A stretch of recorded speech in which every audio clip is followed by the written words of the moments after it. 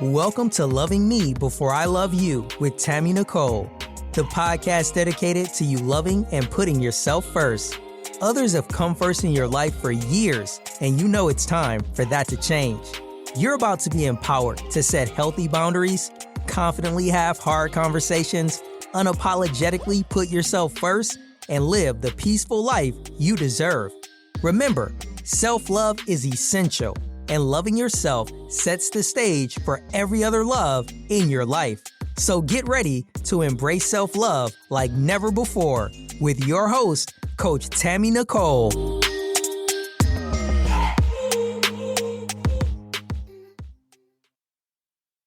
Hey. Welcome back. It is Transformation Tuesday. Over here with Loving Me Before I Love You. And today is like no other. We are still in the month of August. We're still talking about family. We're still talking about childhood traumas. We're still talking about rebuilding families and all those things. And I have a special guest with me today. She's my friend. Yes, she is. Her name is Stacy. But not only is she my friend, she is also a licensed mental health counselor, and she is a wife, and she is a mom. And today we are going to be talking about the power of a chosen family. We choose family. We're going to talk about how we choose them. We're going to talk about why we choose them. We're going to talk about the power of choosing them and how it affects us as individuals and the love we have for ourselves. Welcome to the show, Stace. Thank you for having me. It's such an honor. I'm very excited. Me too. I'm super excited. So we talk about these types of things all the time, just in general, because we, in our clinical brains, just never shut off. That part. Yep. That part, right? So the joys of having friends that are in the same line of work as you, because we just get it. You get each other. And so when we think about chosen family, or when you hear that phrase, what's the first thing that kind of comes to your mind? The first thing that comes to my mind is like me intentionally choosing my village, right? Like our biological family is, we kind of don't get a choice of who that group is, right? Which is fine. We roll with it. But chosen family is all about you and picking folks or people or being a part of a community that just get you, that it doesn't have to be a blood relation. And I think that's the most beautiful part of chosen family. Absolutely. When I think about it, I agree 100% with you that it does. To me, it's more of a reflection of who I am, and it's the who I am that I know, right? When I think about the family that I'm born into, yes, they can be a reflection of me, but they're a reflection of my DNA. They're a reflection of maybe some of the quirks that I may have, or just like traditions and, things that we do and all of that. But when I think about the people that I choose to be in my circle, be my support system, I think about, okay, I'm choosing them, which means that it has to do with who I am, what I want, what I, where I'm going in the future, what my connections need to be. I don't choose yes people, me personally, but I just think it's a reflection of you as a person and who you are. I do think you can, choose wrongly in. Absolutely. And I think that might be something really important to touch on too, is like, depending on the phase of life you're in and what growth you're currently at, because you might be choosing for the wrong reasons and you just don't know it. Yeah. The growth part is super, super important, because I think that a lot of times we are in a phase, right? So you think about like, I'm in this space, I'm in this phase of my life, and this is what matters today. And you choose based upon today. You choose based upon, your right now. And for whatever that means. So that chosen family can alter. It doesn't have to be the same in 2 years. It doesn't have to be the same, in 5 years, because it's based upon who you are in the moment. Mm-hmm. And I think a lot of times it's where you have the flexibility, but I think that we should have some core chosen family that's just lifetime Mm-hmm. people. Mm-hmm. Mm-hmm. When you think about your chosen family, like what led you to seek them? What led you to cultivate those relationships?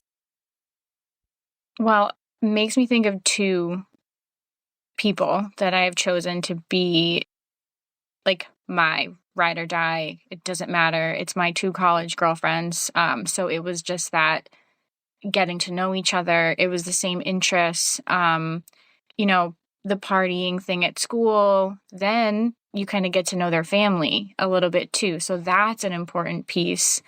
Um, but I guess let me go back a little bit. Like I always felt like I had such core people like throughout my life, right? Mm-hmm. And then somehow like they didn't feel like chosen anymore, and because maybe they moved away, that consistency or that connection, even if we didn't have to see each other all the time, right, that was all gone. And I'm like, what did I do? I thought this person was Mm, my person. So this was something I really wanted to talk about on the podcast because it's been tough. um so when I think of the things that I want to attract and have within my chosen group of people that love me is mm-hmm. consistency and support, no matter what it looks like. It could be like I can send them a specific emoji when I'm having a really hard day, and they're no like, "Are you good?" And Right. I can be like, "No." So those two women in particular, Nikki and Karen, um, I love them. I love their family, and we've known each other for 15 years now. Mm-hmm. And this is the longest friendship relationship that hasn't felt rocky, despite Mm-hmm. somebody living 3 hours away. Um, and I don't want to feel depleted when I'm with them or when we talk. That's something I really had to learn because I'm a giver, I'm a Mm-hmm. nurturer, I'm a people pleaser historically in Right. my learning in my growth. And I was like, am I choosing the wrong people because I just want to feel like I belong? And like, I have like two solid groups of friends, right? Mm-hmm. Or two solid people, excuse me. And I always felt like I was doing something wrong, but I wasn't. Um, I was seeking the attention for wrong reasons because I just wanted to be a part of something. But Right. that's changed. And if for the better, I don't have to have a bunch of friends. Um, Right. you can have one person that feels like your chosen family, and that's really all you need. Yeah. I think the key to it, though, goes back to understanding who you are. Mhm. And so, even with your self discovery of being a people pleaser or wanting to belong and Mhm. wanting to be a part of something, those things to me always have to be ironed out when you are seeking, right? Because you don't want to seek the wrong individual, one that will manipulate you or use you, because people Mhm. sense desperation, people sense um being a people pleaser, people sense that. They say, "Oh, she'll do anything I ask because she just Mhm. wants me to be her friend." Or, you know, she'll I need, money. She'll give it to me. I need someone to babysit my kid. She'll do it. Mhm. And even those things are actual, real friendship activities that people would typically do in authentic relationships. Mhm. When the relationship is not authentic on both sides, it's used as manipulation or like people are using you or what have you Mhm. because they sense that they don't know no better, or Mhm. they sense the desperation. So when choosing a family, to me, the first family you have to choose is you, right? You have to be your own family in understanding who you are, what your needs are, what your requirements are, your boundaries, Mhm. what things do you require from others, in order for that relationship to be solid. As you mentioned, consistency is the number one thing that you need, right? So I just think that, when people are like, oh, a chosen family, that sounds good, but you got to choose you first. That's kind of like, if someone was asking me, what's the process of having a chosen family? The process is to start with you. You have to choose you first. It makes me think of your self-love miniseries, right? And talking about all those things, and how can I choose people that are really important if I'm not choosing myself first? So if you're giving and you're not really taking care of not just the self-care like you talked about in that mini series of, it's not about like the face mask and the bath, like it's about how are you talking to yourself? What's your inner dialogue?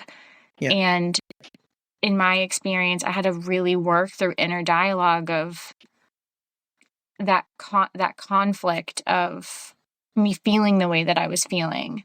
If you can't realize that you are deserving of love and you have to love yourself, you can't give it to other people, because you're going to be doing yourself a disservice, and it's going to take a toll. Yeah, but what are you really giving them if you don't have it for you? Right.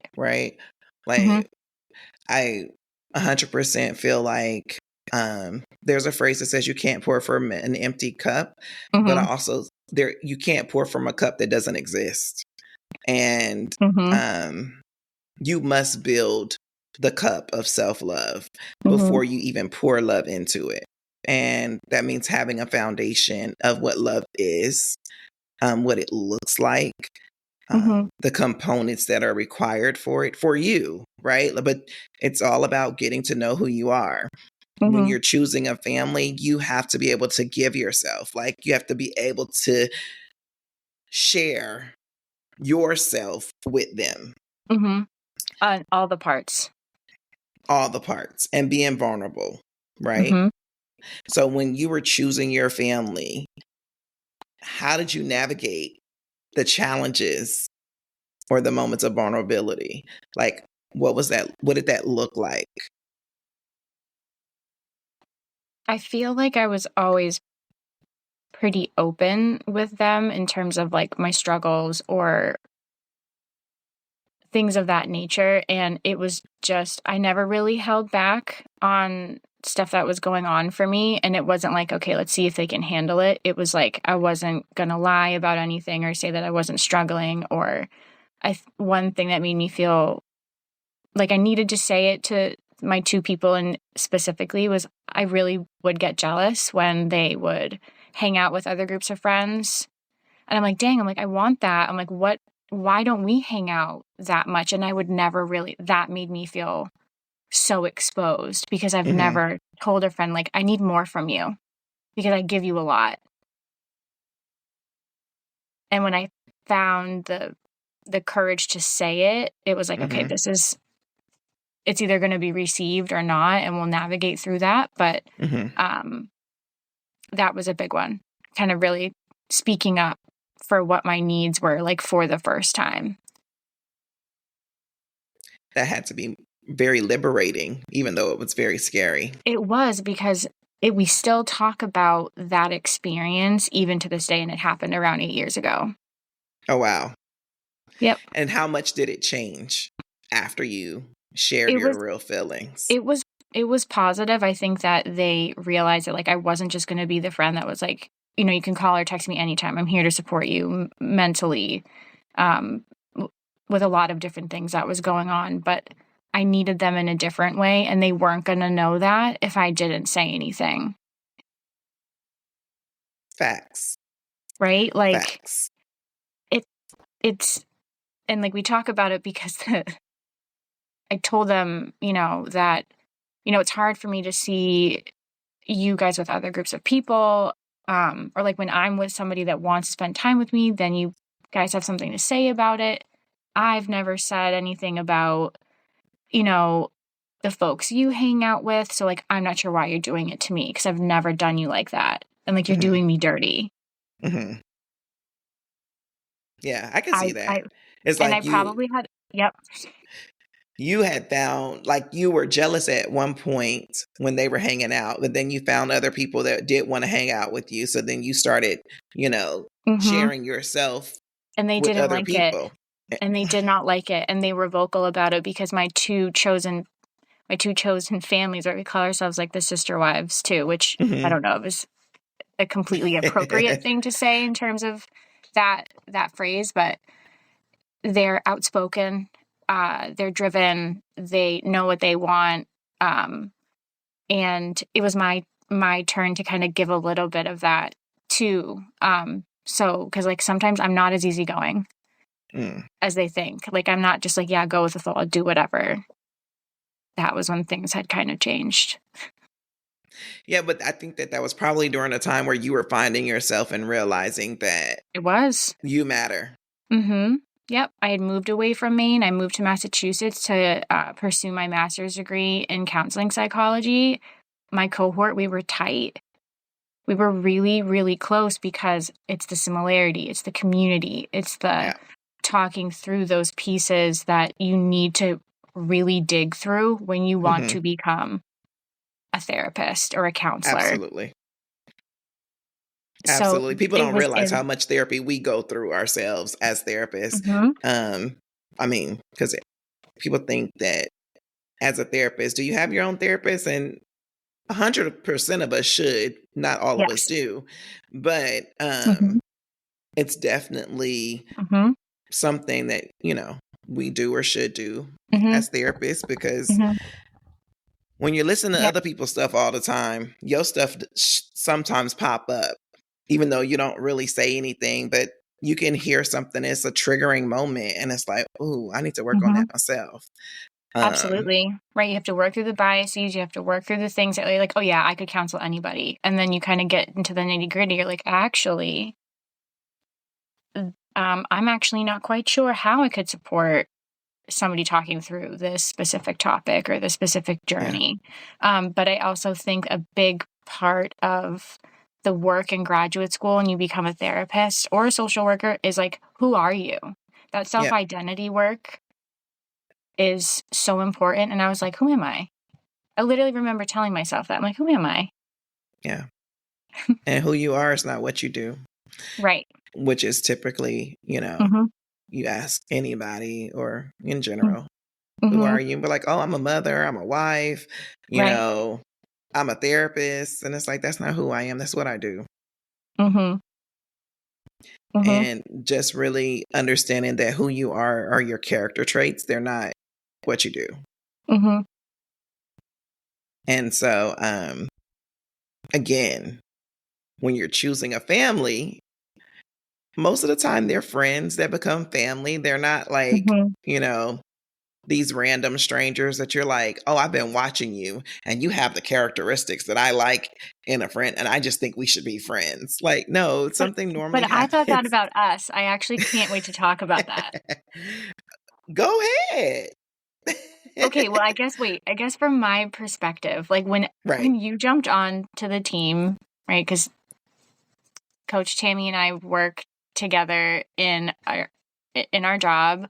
This is how I got to know her. And out of all people that had to train you, you have the most experience in the HR world. I was in it for, I don't know, 2 months then.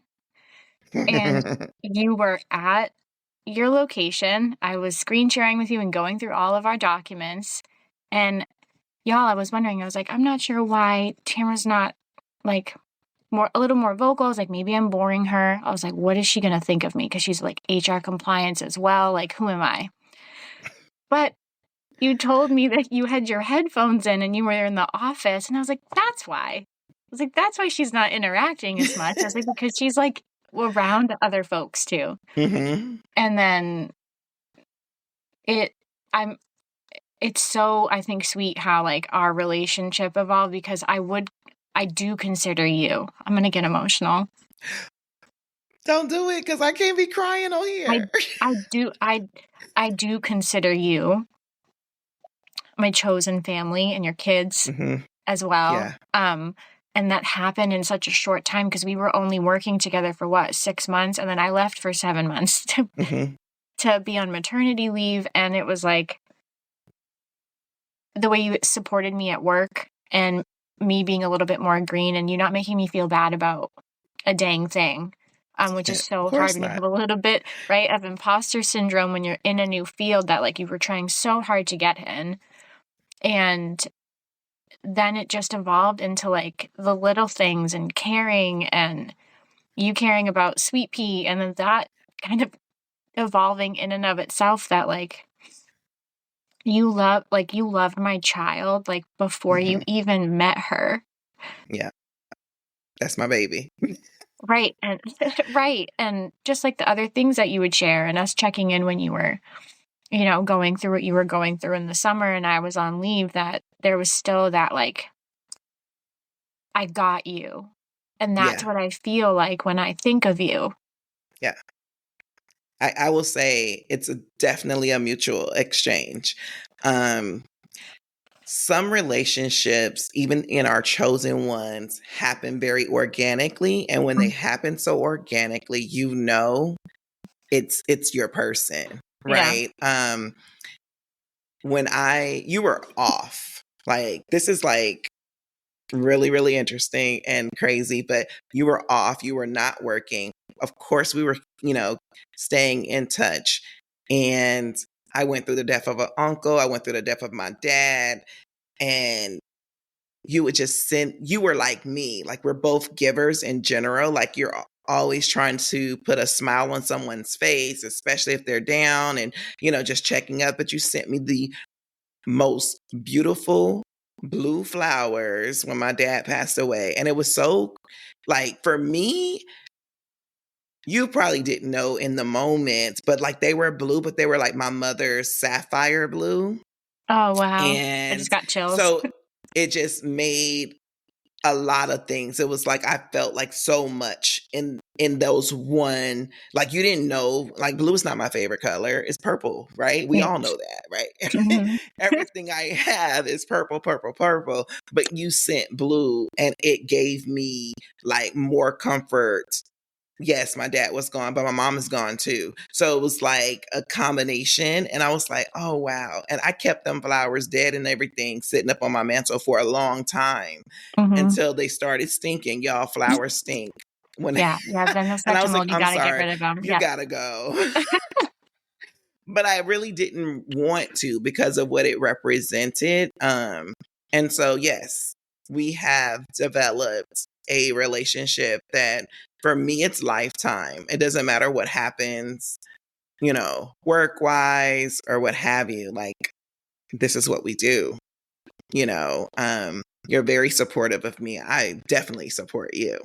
Yeah. But, yes. All day, every day. All day, every day. And even Sweet Pea, like when she gets so excited to see and hear and just, I gave her that name. Nobody else really calls her that, but she knows it. She recognizes it. She responds to it. And that alone too also makes me feel so included because it's like, that's my baby. You know what I mean? Like it's my baby. And I think even sometimes like when other people watch the interaction, it's like, why is she so connected? Like what? And it's like, yeah, that's my baby. Like she was Sweet Pea in the womb. You know what I mean? Yep. So yes, I do. I value our chosen family. And I'll never forget the first time you told Sweet Pea I was her auntie. And I was like, oh, I didn't show it to you, but I was over here like, yeah. Yeah, y'all know that's the excitement, but I really was because it was something that was never technically spoken. This is really our first time even talking about it. Yep. It was never a spoken thing. It was like automatic. That's what I mean when I say organic. It just happened, right? It was just like, yeah, like, my kids get excited. I mean, Kari especially, she comes home from school and she's like, is that Stacy? I'm like, yeah, it's Stacy. And she's like, okay, like take the background off the screen. Yeah. like we Yeah. I need to I need to see her. So yes, it all relationships takes intentionality and effort, right? And I appreciate the effort. I appreciate the intentionality. I don't ask for neither one of us asks for anything that we do for each other. It's just it gets done. Yep. It gets done. There's coverage of this. Check this for me. You're on the couch? No worries. I won't bother you. I'm like, no, I got you. I'll get up. Let me check this Yeah. thing for you. Yeah. Yeah. But it's more than that. It's so much more than that. It's like, when the texting happened outside of us not being on Teams and, knowing that like maybe you weren't feeling as great, or knowing that like I wasn't feeling as great, and that quick text and it's the weekend text that you're like, oh dang, my person's thinking of me.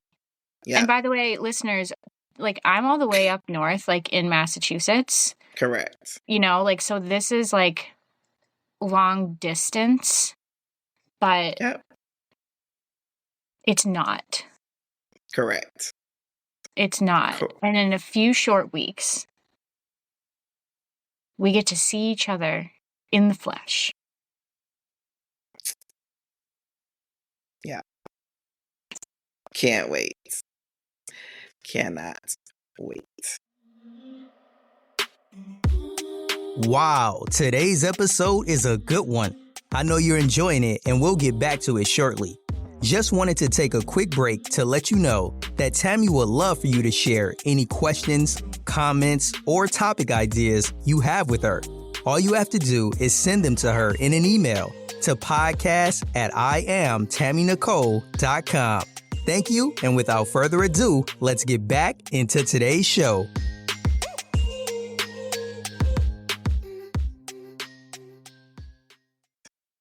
So, it's, you choose who you want, but you choose based upon who you are. You know what I mean? Like, you don't have to. When you choose your family, it doesn't just have to be like the scraps, like you can choose prime ribs. Ooh, that hit deep. You understand? Like, but you have to do it based upon who you are, and not just because, be open. Right? You have to be willing to be open and vulnerable and, all of those good things. But ultimately, it's about you as a whole. Yep. Like, it ultimately is like there's no strategy to it outside of finding you. When you find you, you'll find your people.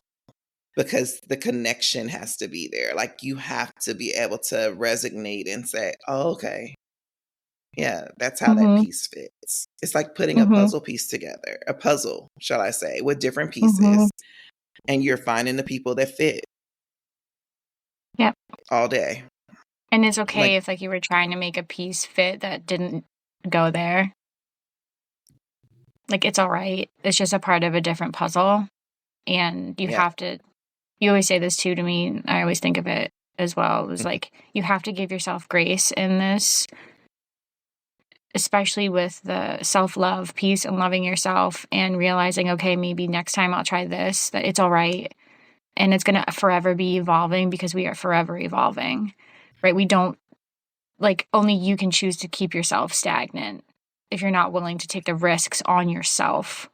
And I think that is, I wish I, could have given myself that advice or given myself those words, 10 years ago. But we're saying them out loud now for anyone that, this resonates with, that you don't have to have it all figured out. And it's all right. That you're deserving of love no matter what. 100%. and you're so deserving that you're going to give it to yourself first. Mm-hmm. Because when you give love to yourself first, you know what it feels like, you know what it looks like. So you know when you're encountering someone who's not giving it, and you know when you're encountering someone who is. And so it would allow your picker to be sharpened and ready when you know. But you got to do it for you first. You cannot. Mm-hmm. Now, let me not be so definitive with that, but I'm going to say this. You can't love others before you love yourself, but you can encounter a person who can love you in spite of yourself, right? And that person may be who you need to come alongside you to help you learn what loving yourself looks like. And when you find that person, it can be very tricky because you don't know yourself enough to be rest assured to know if that person is genuine and authentic enough to help guide you along the way. So I always say, stay prayed up. Make sure God is telling you that this is the person that needs to help you along your journey as you're trying to learn who you are and how to love yourself in totality. But you must to live this life in the fashion of pureness and authenticity. Self-love is important. It helps you choose your family. It helps, it like, how else can you choose them for real? Like that, you want a family that wants you back, right? You don't want to just be the only one wanting them. You want them to be checking in on you, making sure you're good, making sure everything is cool, being able to have hard conversations, conversations that you may not be ready to have, but you need to have them. You want someone to tell you, no, that's not good for you, or what obstacles could that actually create. You don't want a yes person 24/7. And I think that that's what also happens. And sometimes your chosen family is going to dismantle and you're like, well, why did these people leave me? Or, what happened? There's a season for everything. And some people are in your life for a lifetime. Some people are in your life for 2 minutes.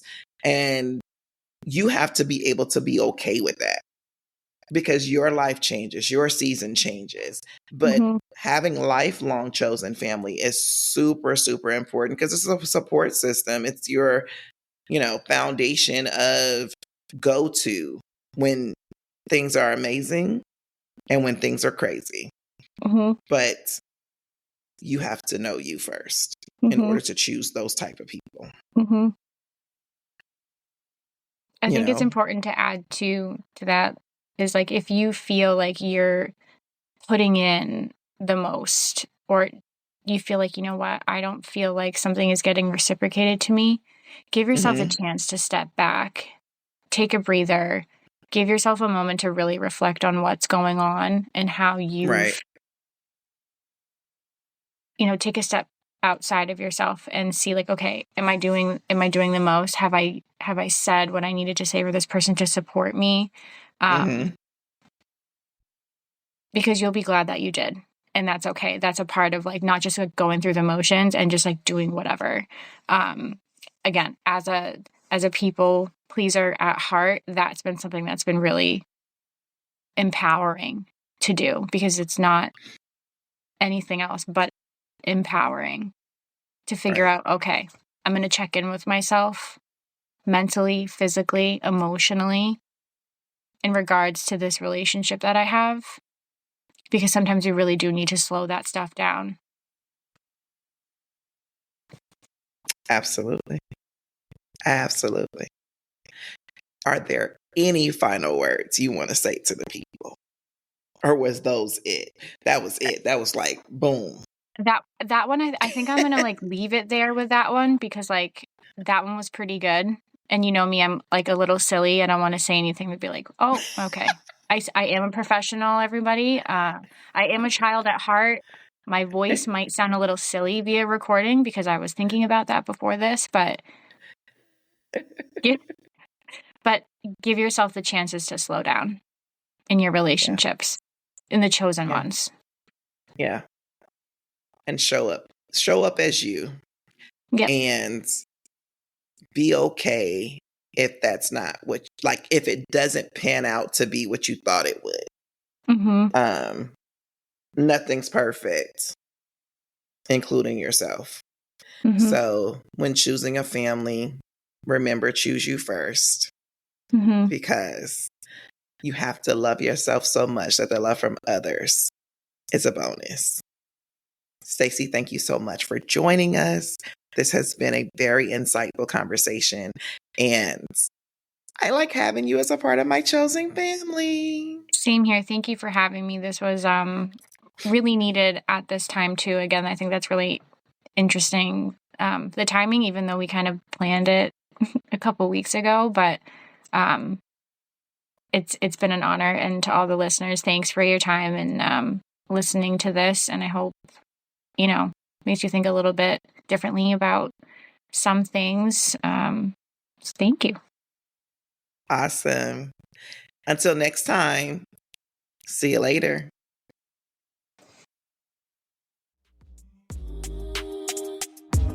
That's a wrap on another episode of Loving Me Before I Love You.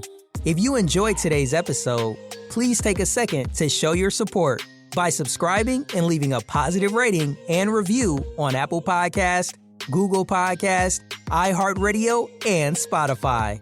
Stay connected with Tammy. Make sure you're following her on Instagram and TikTok at Coach Tammy Nicole. If you like to work with Tammy or have any questions you'd like her to answer, please head over to www.IamTammyNicole.com.